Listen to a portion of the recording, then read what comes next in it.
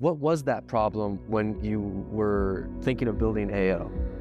Trustworthy, verifiable compute at any scale.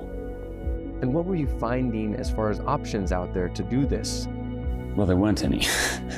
If you really understand the computer science, it's not actually all that complicated. It's like the type of thing that you learn in the first year of a computer science course. If you have a single-threaded application, you should not expect it to go faster than the speed of a single thread of a computer. And machines stopped vertically scaling like that quite a long time ago at this point. The physical hardware is scaling out horizontally, far more so than vertically. I mean, I remember I had a 3 gigahertz machine in 2008 even, and now they go like 4.5 gigahertz. You know, this is really, really, for tech, this is slow progress. But I did not have a 128 core machine.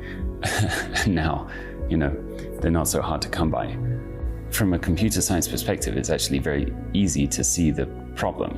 It's that basically we're trying to funnel everyone's compute in the world, everyone that wants to take part in these networks, through a single lane.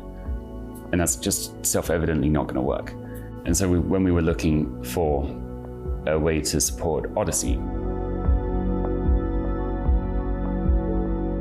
we looked at all the existing systems and it was very clear, you know, in 5 minutes. Well, I mean, we've been around the crypto industry for a long time at that point, watching really since the beginning of Ethereum and a little bit before that. And so it's just obvious that these things weren't going to scale.